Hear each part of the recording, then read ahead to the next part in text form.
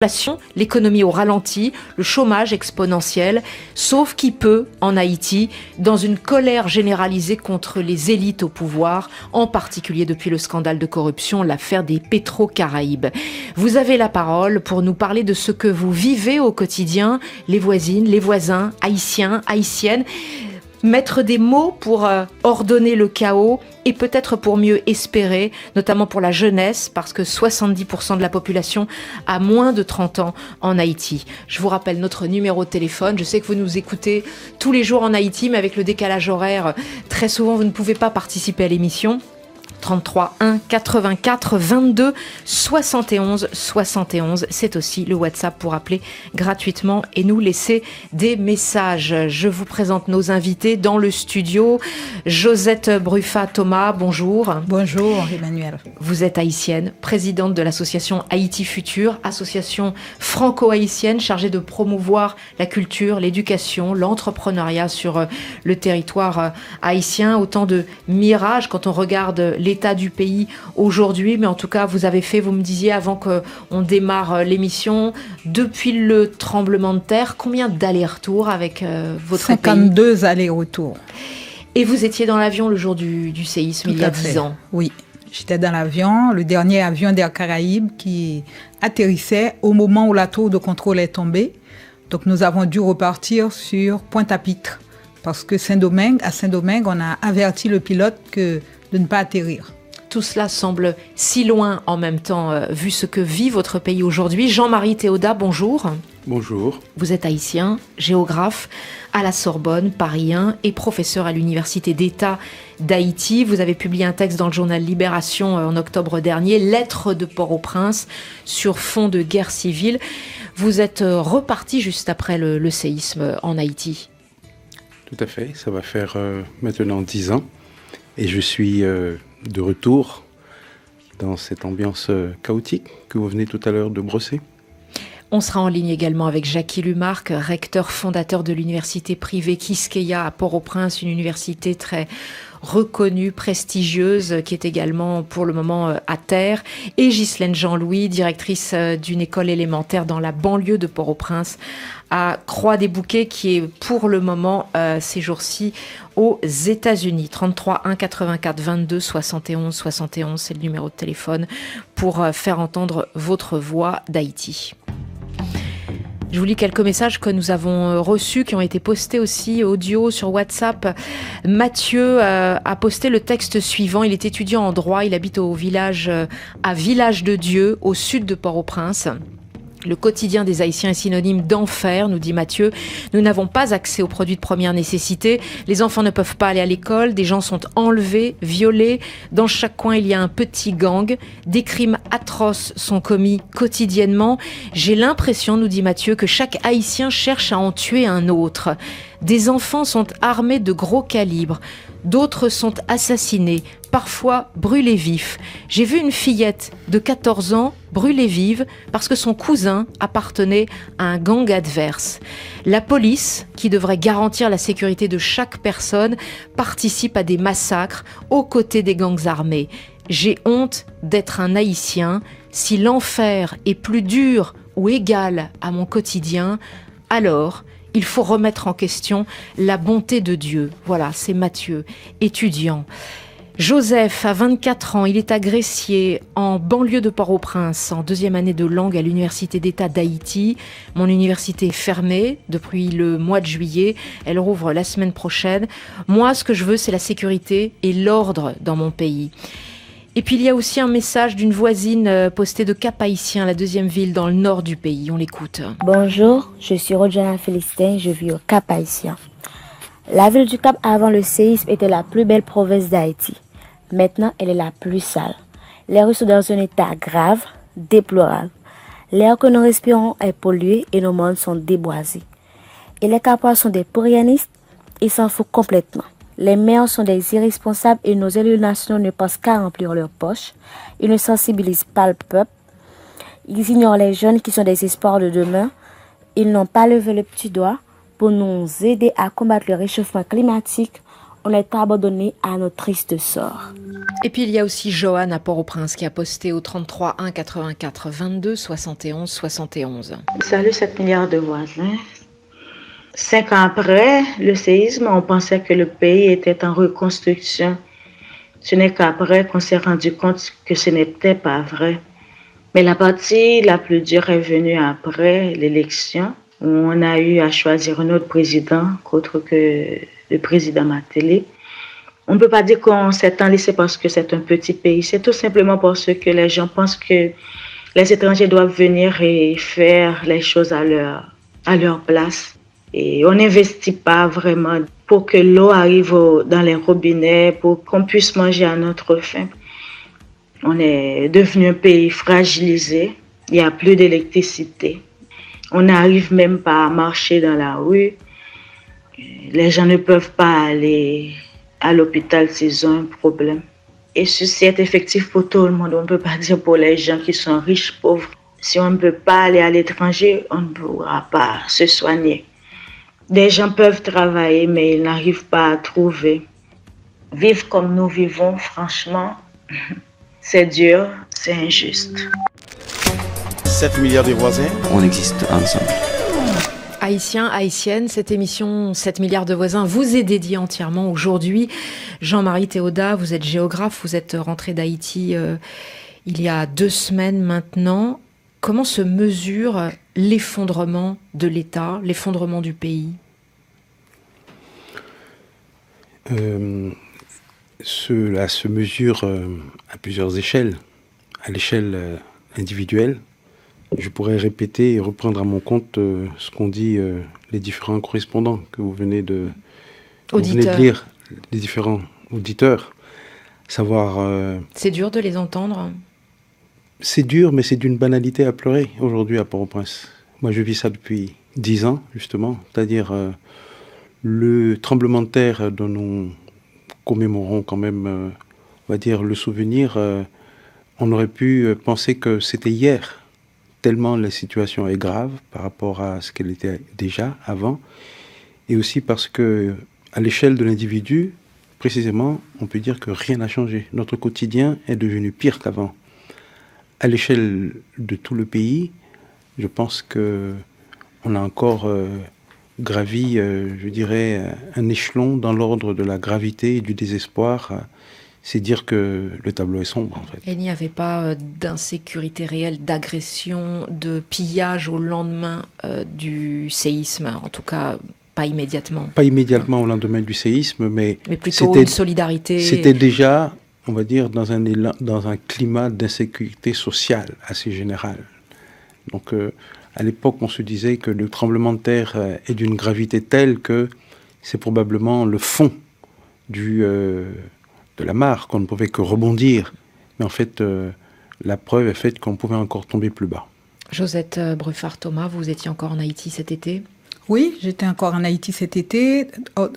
D'ordinaire, je fais 6 voyages par an. Je retourne tous les 2 mois. Donc, je fais ces allers-retours. Et cette année, je n'ai pu faire que 3 voyages. Donc, j'ai dû annuler les autres voyages. Donc, c'est la première année où j'ai dû annuler les voyages. Donc, j'ai vu le pays s'effondrer au fur et à mesure. Et comme dit la personne qui a parlé, jusqu'au bout de 5 ans, on pensait qu'il y avait encore quelque chose qui se faisait. Et puis, c'était juste de l'imposture. On peut dire que vraiment, au bout de ces 10 ans, on a vécu une grosse imposture. Est-ce que vous pouvez nous expliquer, pour qu'on comprenne mieux, comment le pays en est arrivé à être entièrement tenu par des gangs dans chaque localité, quartier ? On dit souvent que la nature a horreur du vide. Et je pense qu'en politique, c'est encore plus vrai. Lorsque, au tournant des années 90, la décision a été prise par le président Aristide d'abolir, de dissoudre l'armée, dans sa tête, c'était pour mettre fin au cycle des coups d'État, qui étaient souvent perpétrés justement par les états-majors. Mais ce faisant, il a fait en fait un travail de gribouille, au sens que l'armée d'État, les forces armées d'État d'Haïti, n'ayant plus le monopole de la violence légitime, il y a eu percolation et usurpation de ce droit régalien par différents petits groupes. Parce qu'on a vu fleurir d'abord des compagnies de sécurité et qui sont en fait la face, je dirais, socialement vendable d'activités de gangs qu'il y a derrière. Et jamais il y a eu autant d'armes en circulation dans ce pays. Et dans le fond, cette prolifération des gangs n'est rien d'autre que l'appropriation par des intérêts privés d'un droit régalien qui a tout simplement été mis sous le boisseau par ceux-là qui en avaient la responsabilité légitime. Et donc, pour moi, cette prolifération des gangs, cette insécurité chronique est la conséquence directe de l'absence d'une force d'État. Et qui se retourne contre la population. Et qui se retourne contre la population. Comme à La Saline, comme partout. En novembre 2018, 71 personnes assassinées, des femmes violées, des maisons incendiées. On a parlé de massacre d'État, selon l'enquête du Réseau national de défense des droits humains. Bien sûr. C'est-à-dire, au lieu d'avoir recours à des milices, comme c'était le cas sous les Duvalier, avec les tontons macoutes, aujourd'hui on appelle cela des gangs. Mais c'est exactement la même chose. C'est le même outil pour faire le même travail.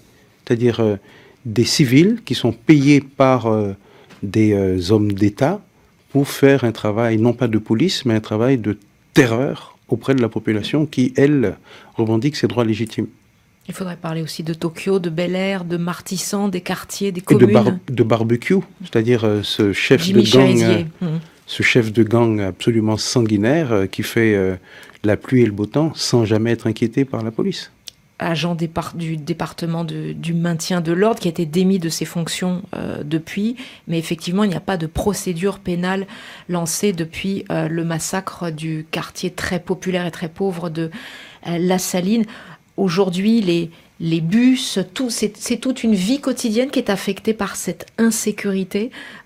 Josette Bruffard-Thomas. Oui, tout à fait. C'est toute la vie quotidienne et depuis, je pense que je prends le point central, moi, qui est le point qui m'intéresse le plus en Haïti, c'est l'école. Quand les enfants ne peuvent pas aller à l'école, quand on sait que déjà ce que représente l'école pour les familles, puisque l'école en Haïti, il y a 16 000 écoles primaires fondamentales en Haïti, il y a seulement 1600 qui sont publiques, qui sont de l'État. Donc ce sont les familles qui assurent... En gros un tiers. Même pas un tiers, 10%. C'est le pays au monde où le système scolaire, le système éducatif est le plus privatisé. Tout à fait, avec tout le Chili. À fait. Et les familles... Donc tout repose sur la charge financière des familles. Tout à fait, tout à fait. La charge financière des familles, donc cette charge financière aussi est en grande partie tenue par la diaspora, soutenue par la diaspora, qui envoie de l'argent pour l'école. Donc quand les enfants ne peuvent pas aller à l'école depuis le mois de septembre, depuis le pays loc, les enfants ne peuvent pas se rendre à l'école. Il y a des gangs qui occupent des établissements scolaires et puis qui rançonnent les directeurs, directrices d'école dans les villes, dans presque toutes les villes. Donc, quand c'est bloqué, paradoxalement, c'est dans les campagnes très reculées que ça fonctionne encore. Justement, nous sommes en ligne avec une directrice d'une école élémentaire et secondaire privée à Croix-des-Bouquets, qui est actuellement aux États-Unis. Bonjour Ghislaine Jean-Louis. Bonjour. Vous avez quitté Haïti il y a combien de temps maintenant ? Peut-être une semaine. Quelle est la situation exacte pour votre école ? Bon, alors, disons que en septembre, nous avons eu une semaine de classe. Et ensuite, les enfants n'ont pas pu retourner à l'école. Nous avons essayé de faire quelques tentatives, demandant aux parents de les envoyer en couleur, essayant de travailler peut-être 2 ou 3 jours par semaine, mais ça n'a pas tenu. Parce que nous avions peur que l'école ne soit attaquée, donc nous avons dû discontinuer. Et puis il y a des parents qui n'ont pas pu emmener leurs enfants parce qu'ils ne pouvaient pas franchir les barricades.